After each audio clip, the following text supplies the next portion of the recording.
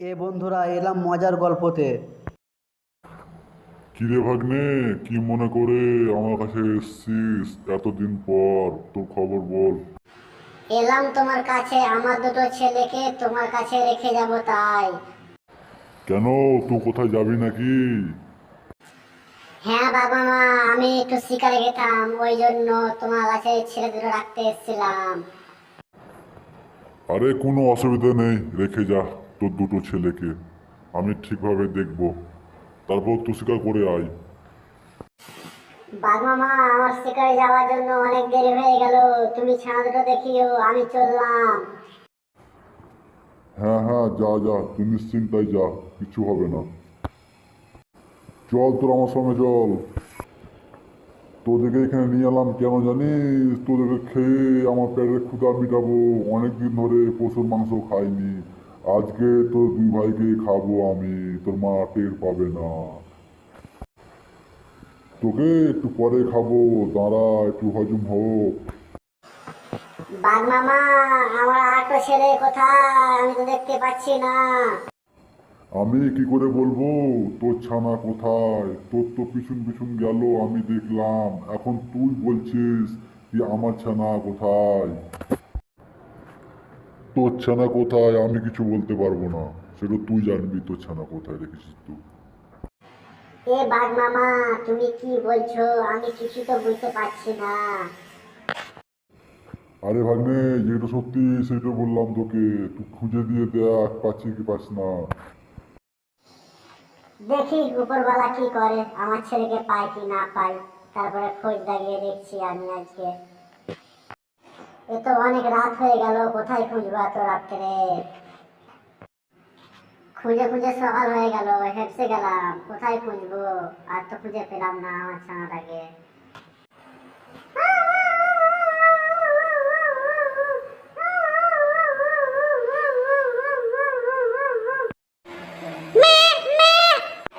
এ শিয়াল বন্ধু, তোমার কি হয়েছে, এত কান্না করছো কেন? যা হয়েছে আমায় বলো।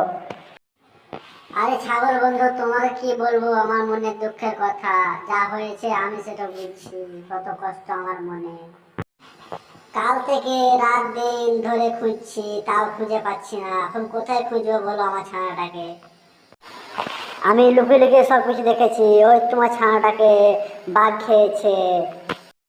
সে শিয়াল বন্ধু, তোমাকে আমি যেটা বললাম চুপি চুপি, তুমি সেটা করো, দেখো কাজে লাগবে কথাটা আমার।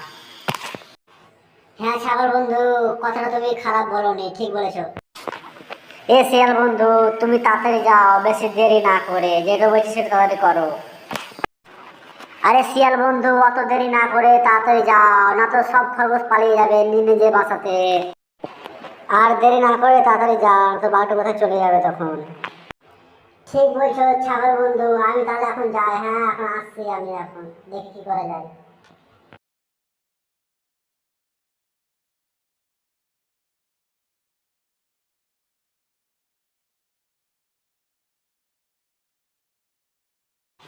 বাঘ মামা, তোমার জন্য খরগোশ মেনে এনেছি আজকে আমি। তোমার তো অনেক বয়স হয়ে যাচ্ছে না, তাই জন্য আমি কিভাবে নিয়ে এলাম খরগোশটা মেরে।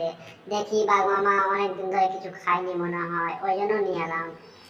খাও খাও, তাড়াতাড়ি খাও খরগোশটা, তোমার মনে হয় অনেক ক্ষুধা পেয়েছে। খেয়ে নাও খেয়ে নাও। তোমার জন্য আমি রোজ আনবো একটা করে, তুমি কোনো টেনশন করো না, বুঝলে বাঘ মামা। আরে আমি তো ভাগ্নে অনেকদিন ধরে খরগোশের মাংস খাইনি, আজকে মজা করেই খাবো খরগোশের মাংসটা। দেখি কেমন টেস্ট লাগে খরগোশের মাংস খেয়ে আজকে।